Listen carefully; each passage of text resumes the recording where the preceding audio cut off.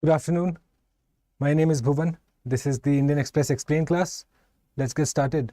I have 3 topics for you, and primarily to do with the environment syllabus and the environment aspect of it. All 3 of them are to do with environment. Okay. The first one is the Climate Change Performance Index that was released on the sidelines of the COP28 summit. Okay. So we should go ahead and understand first what is this index about, what is the ranking like, what does it go ahead and indicate, and what exactly is the point of indexes like this. Okay, we'll seek to understand that. Then number 2, we'll look at the Cool Coalition.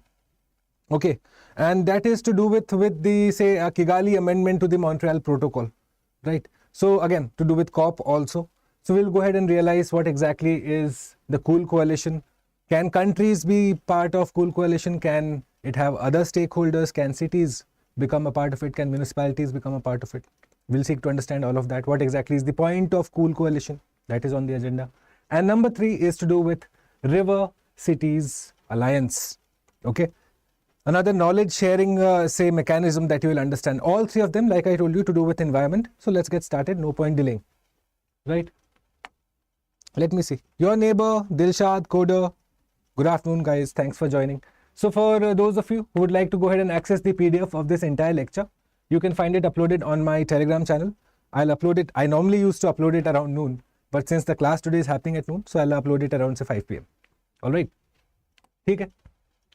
Let's look at this ranking, my friends. Now what you see is the top 3 positions, the first, the second and the third, they are empty. No ranking is provided. You straight away see that Denmark stands at 4th, and then you have India that stands at 7th, right? So the other major nations, if I were to just quickly go ahead and look them for you, you find China is at 51, right? And the other nations obviously, but primarily to do with India, China. Now, let's go ahead and understand what exactly is this ranking about. This ranking is being released as part of the Climate Change Performance Index. Okay. So what is the point of this index essentially? Please understand this. So what is the whole issue is that, well, the climate crisis is being perceived as an existential threat to mankind, to humankind, right? And the entire Paris climate goals that when you consider, right, that we must limit global warming to say 1.5 degrees centigrade. So for that, you need to have, say, monitoring tools, correct? How are you going to understand whether countries are, say, going ahead and implementing what they have committed in the Paris Climate Agreement? So these are monitoring tools that you require, correct? And then these basically provide us with the analysis, right? The analysis of the implementation. Of what? Of what exactly? Of what you have agreed to under Paris climate goals, under the Paris Climate Agreement, right?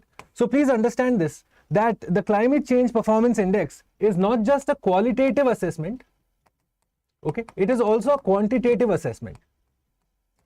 An assessment of what? Of all that the country has committed so under the Paris Climate Agreement. Okay. More often than not, you will also realize that because of this happening, because of a knowledge mechanism being created, an analysis mechanism being created, which means you are looking at transparency that is going to increase. Yes. So you will have an increase in transparency because of, say, indexes like this. Okay. Now let's go forward. So India ranks 7th on the Climate Change Performance Index, up first 1 spot from last report. So the last report came out last year, okay, 2022, and India was ranked 8th in it.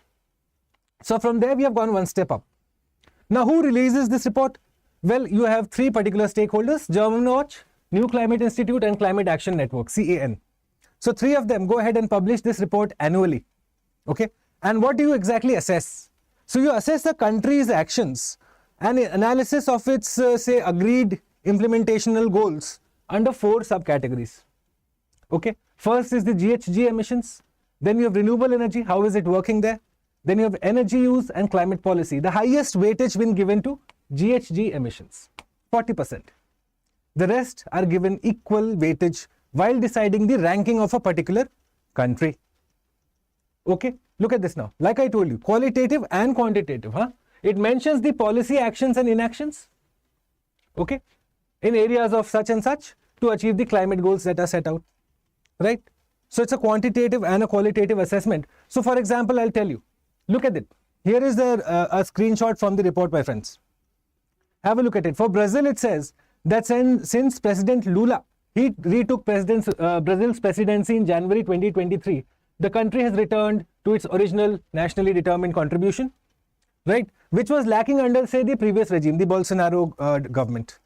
Okay, and then they go ahead and step out, say what exactly has the Lula government done for it to be considered a positive case when it comes to the ranking. So they have gone ahead and said, see, expansion of renewables, okay, legislative frameworks are now beneficial if they're accompanied by consistent implementations and a phase out of fossil fuels. Very important term, by the way.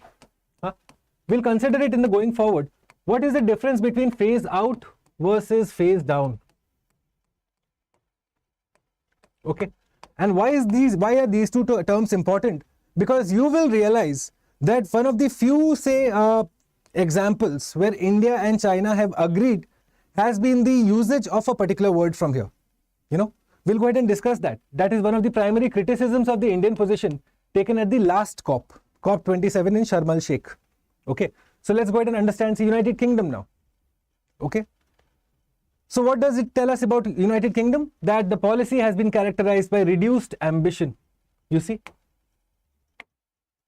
correct? The country's worsened performance is also due to its domestic fossil fuel expansion. So while other countries are going ahead and investing more in renewables, what you find is in the United Kingdom's case, it is going ahead and expanding its fossil fuel industry more, right? And thus you find that the United Kingdom's ranking is far below. Whereas India is 7th at the list. What does that tell you? That India is doing very good work when it comes to these 4 criteria. Okay, but then you also realize that in the report it says that one particular category out of the 4, India has not done well in. Okay, so let's go ahead and understand what is that particular category, what are the criticisms that are being leveled against India, and what are the good things that India has done. Okay, chalo. So let's look at the key outcomes. India ranks 7th this year. Okay, and this is again I've picked it from the report. India is trying to meet its nationally determined contribution with clear long-term policies in place, which means policy is fine, right? Policy is doing well. Okay, promoting renewable energy. So we are doing well in renewable energy, but there is a criticism against the renewable energy. We'll understand that.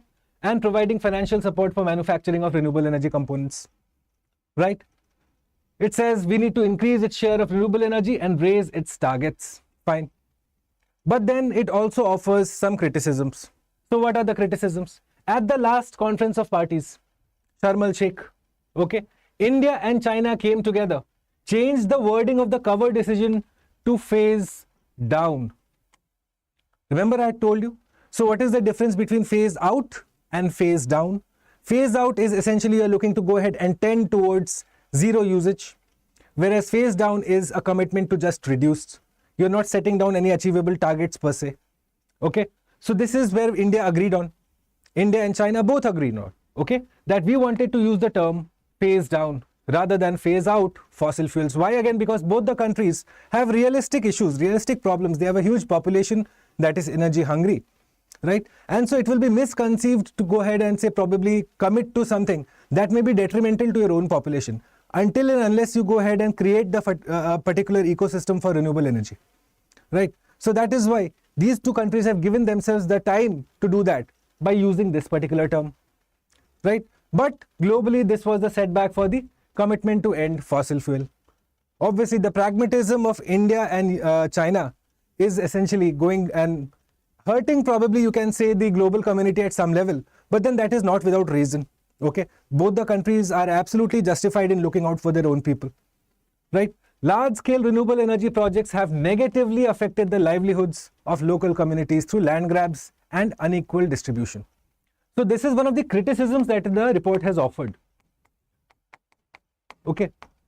Now what you'll find is if you go ahead and try and say figure out criticisms about renewable energy projects, yes, they're far and few, right? The good always outdoes the bad, but then the bad also need to be acknowledged. And one of the few bad part of renewable energy projects is that you are looking at, obviously, because of increased intervention and focus by the government, right? Land-based issues could happen.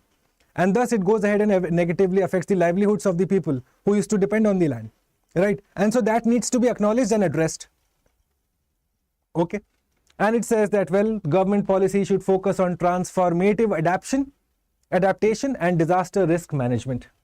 If you have gone ahead and read your disaster management in detail, you will see that the 3 Ps, the 3 Ps of disaster management preparation, when you're looking at preparation, can you very quickly let me know, those who are watching this live, what are the other 2 Ps of disaster risk management or say disaster cycle, right? So for say the preparatory part, you have 3 Ps. For the risk or recovery part, you have 3 Rs, right? So again, if you have gone through your disaster management notes in detail, you will be aware of that. Okay.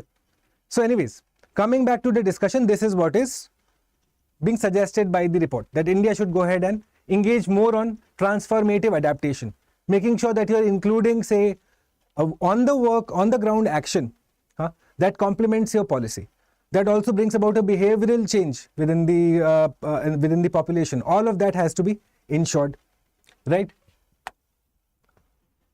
So India's past performance, like I told you, 8th was our ranking in last year, but we have come a long way. From 2014, we were 31st, right? We are the best among the G20 countries. I think that is expected, right?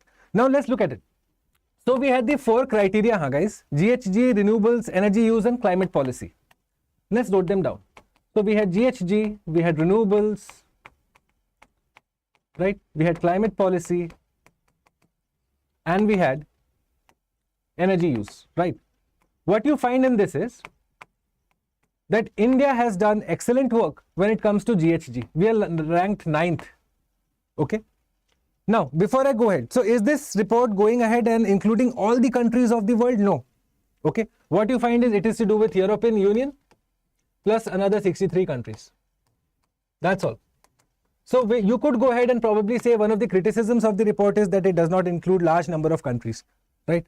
And so it is probably EU centric. It could also be a criticism of the report, because again, any report sanctity lies on the number of participants that it has. Your sample set has to be large, right? So anyways, India ranks well in GHGs. In renewables, we have done bad, okay? In energy use and climate policy, we are roughly 10th, okay? And thus our cumulative rank comes to around 7th. And why have we done bad in renewables? Like you understand, it is to do with the land acquisition process and say the the concept of justice insofar as the state acquiring the land of a particular individual and the impact that particular transaction has on the livelihood of many people around it, right? So that is why India stands little low in rankings when it comes to renewable energy. Otherwise, we have done well in the other criteria, right? Please also mention this. Have a look at this very importantly. The report you will find mentions a star mark, guys. Okay, I noticed this. I was going through the report and I saw that some countries have star marks just besides their name.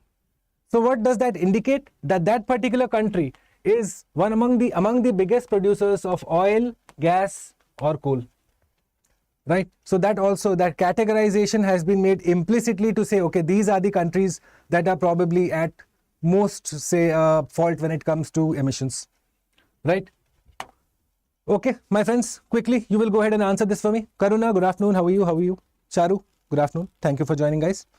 If you understood the discussion, by the way, very important, climate change performance index, right? Go ahead and do consider leaving me a like. I'd greatly appreciate it. But also consider answering this question for me, please. First option, measures climate performance of all countries globally. Statement 2, highest weightage in ranking is given to GHG emissions. Statement 3, published annually by the United Nations Environment Programme. Statement 4, India is ranked above China in the report. You will identify the correct statements about the climate change performance index. Please let me know your answers in the comment box, my friends. Okay? Right, before I go forward very quickly, this set of entire test series is being offered by StudyIQ. Okay, you are looking at full length test series, not just in general studies, but also in CSAT. You have sectional tests, topical tests. The number of tests will blow your mind. But the more important part from your perspective is to use the tests as a stepping stone, as a ladder, right? So that you go ahead and go into the next test with renewed confidence, knowing the mistakes that you shouldn't avoid. And for that, you need to have proper guidance. For that, you need to have proper analysis. And that is the entire focus of this test series that is being launched by StudyIQ. May I go ahead and request you to go ahead and check out the website, okay? You'll find all the content deliverables there. And when you do decide to go ahead and buy this, please use the code BALIVE, right? I'd greatly appreciate it. Plus, you will also find me to be a major part of your test preparation strategy too, right? I hope many of you consider this, my friends. ठीक है, आगे बढ़ते हैं. Let's look at this. The United Nations Environment Program proposes an action plan to reduce emissions from cooling sector. Okay. So now we come back to the cooling sector. Dilshad, let me see your answer. Well, देखेंगे दिलशाद, आपने सही answer दिया मेरे ख्याल से. Well done. Okay. So let's look at it. United Nations Environment Program has launched a particular action plan. What is the whole point of the action plan? To go ahead and reduce the 2050 greenhouse gas emissions target by reducing them by 60%, right? And so you find that a part of this, they have come out of a publication, Keeping It Chill, How to Meet Cooling Demands While Cutting Emissions. What is the cooling demand? Understand the problem now, guys. Then you will understand the entire story. Environment has not to be seen in isolation at all. What does the author mean here by writing about cooling demand? Because of climate change, right? You are finding that your departure from normal temperature is happening for longer periods of time, right? So for example, you are looking at increased dry days, right? You're also looking at your maximum temperature that has gone up, and it has gone up for a number of days. So for example, if your maximum temperature or you experience high temperature of say 45 degrees centigrade for say 2 weeks, now you find that you're experiencing it for 4 weeks. Plus you also find that your maximum temperature has gone up and becomes a 46. What does that tell you? That eventually we are leading to global warming. These are the statistical methods. And so you find that the demand for cooling, the demand for AC, air conditioning, that has gone up as expected.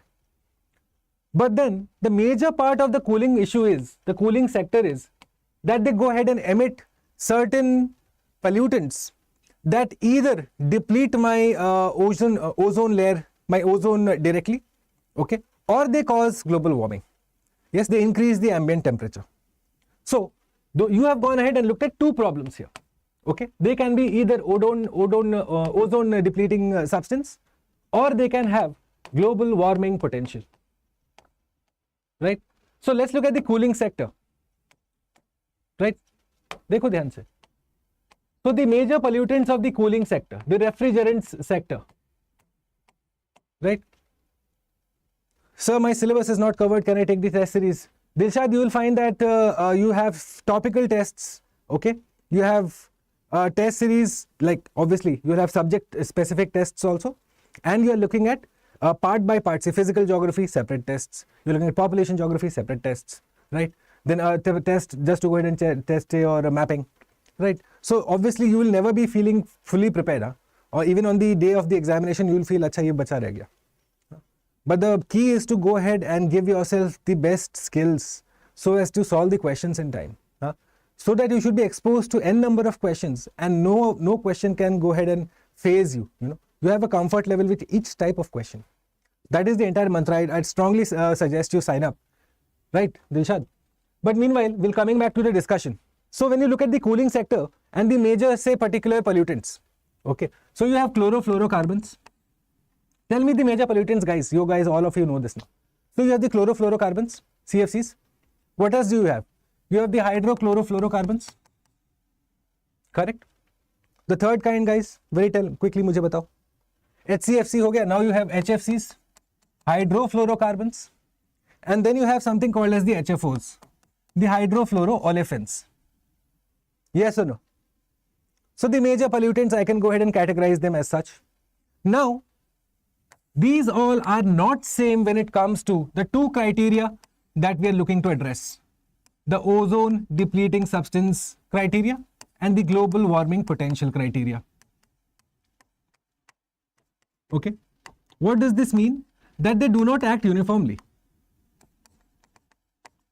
Okay. Let's go ahead and understand how do they react then. Okay. Chalo, we'll make it very easy for you so that you remember it. Or else what's the point? Correct. Okay. So now let's look at it. For CFCs, your ozone depleting substance, it is high. Your global warming potential is high. Okay, for your hydrochlorofluorocarbon, okay, your ozone depleting potential, okay, your ozone depleting ODS, so ODS is low here, my bad, let me correct it, ozone depleting potential is low, global warming potential is high, right? Now for your hydrofluorocarbon, okay, it has 0 ODP and high GWP, okay, this has 0 ODP and high GWP.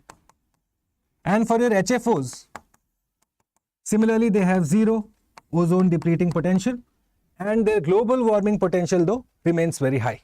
This is quite high, you see. So what does that tell you? That each of them are behaving differently, have different impacts that are happening up there, right? So you find that Montreal Protocol that came up. Now what is the Montreal Protocol? It is considered to be the first internationally legally binding treaty that was signed among nations to go ahead and address this problem. And thus, to address this problem of ozone depleting substances, the initial focus was on chlorofluorocarbons. So 98% reduction has been achieved so far. So now they have gone ahead and addressed the other ones, which means you will need amendments that will happen later. So Montreal Protocol has been amended 8 times. The 8th one is known as the Kigali Amendment. Okay? Very, very easy. See, Montreal Protocol that comes in to address this problem of ozone depleting substances, right? Now it has been amended 8 times and the latest amendment is the Kigali Amendment. Okay? Up until now the focus was on chlorofluorocarbons, the CFCs, and that reduction has been achieved. Okay, so they have gone ahead and now turned their focus onto which one? We will seek to understand that, and that is the cool, that is the whole challenge before the cool coalition, guys. Okay, this is the problem that the cool coalition is looking to address. Okay, what does this coalition do? See, because you realize that it is to do with refrigerants industry, which means it is to do with individuals, cities, municipalities, states, because from the user to the consumer to the producer, right, to the enforcer, all of them have to be on the same page to address this problem. And thus you find that governments can be a part of this, cities can be a part of this, businesses, civil society, right, or anyone and everyone can be a part of the cool coalition. If you can go to the website of the cool coalition, you can find that you can sign up also as an individual also, right? But what is the whole point? A unified approach to tackle emissions from the cooling sector, right? So thus, because this is a global problem, no? So even though you find that your HFOs, that their say ozone depleting potential is 0, but their global warming potential is high. So even just banning it is not going to help. You need to regulate it, right? Eventually you are looking to phase out or phase down. Let me know in the chat, right? So 30% of the world's population is currently exposed to life-threatening temperatures. Look at it, the number of dry days increasing and the maximum temperature increasing. This is the problem. Now here is a very good line for you, I thought, from the report. That should make for an excellent mains question, by the way. It's an excellent mains question. Lack of cooling kills, but so does providing inefficient polluting cooling. Comment, for example. This in isolation would make for an excellent question. So any of you who are interested in going ahead and answering this question for me, you know my email ID. Send me your answers. Make it not more than 150 words maximum. Okay, let me see. Provide a proper introduction, provide a proper main body and a conclusion based on the discussion that we have today. Okay, it will really help you out. It's a very ready-made question from the report. Most of the people will write about heat budget and this and that. They will forget ozone depleting substances. Right, so objectives of the cool coalition, my friends, look at this. Reduce the need for mechanical cooling, right? Urban management. You should have wind flows that can flow freely from point A to point B within the architecture of the urban city, right? The urban space. You provide ample areas to provide sunlight. Shade should also be present. All of that has to be regulated. You can't just create concrete blocks and then hope that you don't suffer from the heat island effect. Okay. You're looking at shifting the cooling industry to renewables. Okay. Improving conventional cooling by increasing the efficiency, protecting vulnerable people, and leveraging cooperation between the different stakeholders. So this is the entire focus of the Cool Coalition. Right? So the UNEP action plan then, you will see that it mirrors the Cool Coalition's objectives. You will see, it will be the same. The objectives of UNEP will be mirrored by the Cool Coalition. See, passive cooling, like I told you. You design your architecture in a scientific manner, right? So that you take into factors the efficiency of the energy supply that is available in the area, right? For example, houses on the coast are much more suited to, say, harness wind energy, and thus could be designed in a manner in which each of them is able to do so, right? Houses in New Delhi must be able to harness solar energy, and for that must be allowed to go ahead and design themselves in such manner. Also, at the same time, as a community, as a space, you should provide for adequate scientific knowledge while going ahead and constructing and managing the entire space, so that you are able to use the renewable energies to the maximum. The efficiency has to be increased through urban management, right? Higher energy efficiency standards. So Bureau of Energy Efficiency in India has done immense work when it comes to setting the industry standards, okay? And phase down of climate warming refrigerants, okay? So let's look at the, go ahead and look at it. It talks about the phase down of the HFCs. You see, earlier Montreal Protocol was focused on CFCs. 98% reduction has been achieved. Now the goal has shifted to HFCs, okay? Eventually you'll have all of the 5 that we discussed that will be looked to phased down, okay? The Kigali Amendment, an international agreement to reduce the consumption and production of hydrofluorocarbons. India has signed and ratified this, okay? And thus you find that eventually what changes on the ground, guys, think of it. India signing and ratifying the Kigali Amendment, what changes for you and I? You will find that firstly there will be increased taxation on the air conditioning industry. Your ACs will become expensive, budget by budget. Or the say energy grid will shift to renewables. Also you will have renewable supply that will guide the construction of refrigerants industry also, right? Those are the, say, policy measures that are taken to guide the particular industry towards a particular target. And so in this case, the target is that, say, the refrigerant industry uses all of this, all of this that we discussed now, that they should be a part of this mechanism, right? So they should shift to, say, district cooling approaches, solar powered cold chains. Efficiency should increase, right, of refrigerant equipment, also of disposal, correct? You must realize that disposal is also an issue here, which means waste management becomes an issue, which means straight away you are looking at your urban management in terms of, say, your municipality, your local self-government that has to be empowered to deal with this problem at the local level. At the national level, you have the government that goes ahead and, say, agrees to the Kigali Amendment. But then these are the things that trickle down that that happens as a consequence of that particular action. Correct, your neighbor, you're absolutely correct. Satyabrata, good afternoon, how are you? So, your neighbor, you're absolutely correct, well done. Okay. So anyways, we discussed the Kigali Amendment and the HFCs. Let's go ahead and answer this for me, my friends. Kigali Amendment is a legally binding agreement. HFCs deplete the ozone layer much more than CFCs. So we discussed, by the way, earlier in the discussion, for those of you who missed out, we discussed hydrofluorocarbons, HCFCs, CFCs, HFOs, and we discussed the difference between each of them in terms of their global warming potential and their ozone depleting potential. Okay, you are required to be aware of this, by the way. Okay, it's an absolute requirement because UPSC demands an aware candidate. So well, this falls in the general definition of awareness.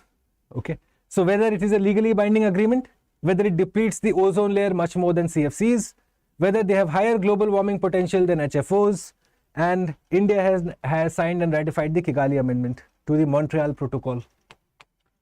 Okay, identify the correct statements and let me know your answers in the comment box. We will discuss the right answers in tomorrow's class, Monday morning's class. Okay, let's go forward. Meanwhile, if any of you or you know someone who's gone ahead and cleared their mains this year, or if you are a student who has cleared mains this year, firstly, congratulations. My best wishes are with you. May I just very quickly inform you that all your hard work can be undone if you do not invest in yourself right now. And by investing in yourself, I mean knowing your strength, your weaknesses, right? Your opportunities, the threats, the kind of questions that can be posed to you, and how are you supposed to answer them, right? And you will find that you need to answer uncomfortable questions in a very comfortable manner, right? Not every question is going to be about your hobbies or tell me about Indian commitment to COP28 or this or that. They can be questions that will lead you to do some soul searching. And so for that, if you need some particular help, guidance, StudyIQ's interview guidance program is now live, being led by Shri Anil Swarup, former Secretary to the Government of India. Also included several IAS, IPS, IFS, the whole services, okay? All of individuals with immense experience in their respective fields, who will give you the practical pulse of what is happening on the ground that reflects in your answers, okay? Because eventually bookish knowledge can only take you that far, okay? So go ahead and connect with it. You can send your DAF at igp2023@studyiq.com, and also log on to the StudyIQ website to find further details about the interview guidance program. Once again, all the best, my friends. Okay. Now let's look at River Cities Alliance very quickly. Launched in 2021. Why am I talking about this? Because recently the Namami Gange program has gone ahead and signed a memorandum of understanding with a similar alliance between all of these cities that are on the banks of the Mississippi River. Okay. So our people also had the same idea, and thus you find that the River Cities Alliance was launched in India essentially as a knowledge sharing mechanism. Okay, it's a knowledge sharing platform, right? And what do they do? What does this alliance do? So it works in capacity building. Okay, it works in, say, technical transfer of knowledge, technical collaboration. Okay, and obviously it's a knowledge platform. So you go ahead and share your experiences. As the name tells you, for your city to be on the River Cities Alliance, your city should lie on the banks of a river. Okay, and thus you find that it is open to all those cities that lie on the banks of a particular particular river in India. Okay, any river city can join the alliance at any time.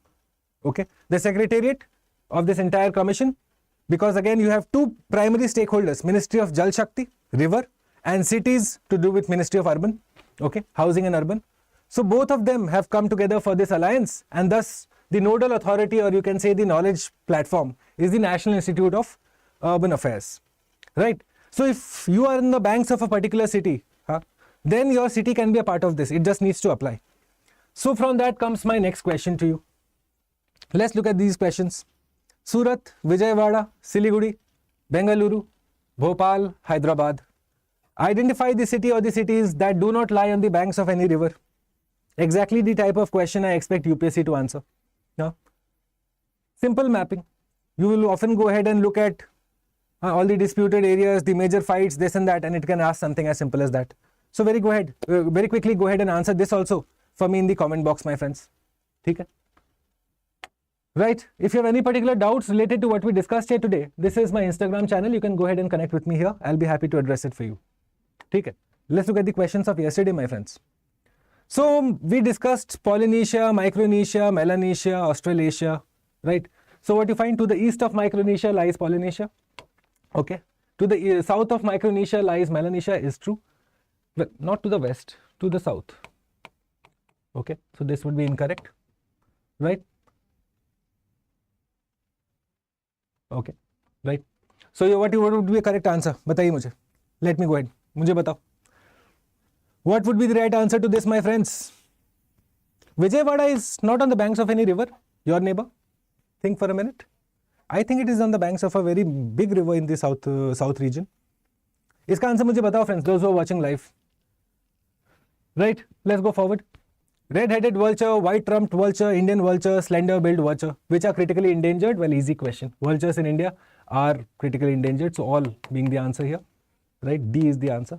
I'm expecting the answers to the first question from you, my friends. Okay. Spanish Guyana, Venezuela. Yes, true. British Guyana is today's Guyana. Dutch Guyana is now known as Suriname, whereas Portuguese Guyana is in Brazil, the Amapa that we discussed yesterday. Right. So the correct answer here being all. Okay. C is the correct answer. Good, Karuna. Excellent. Right. Your incorrect option here being just 3. Right, C.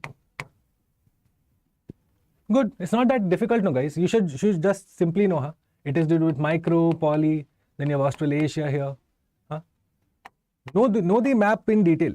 Anurag, Niraja, Shubham, studying Raccoon, Trupti, mind test. Mind test, I've taken your suggestion. I have communicated it to the team.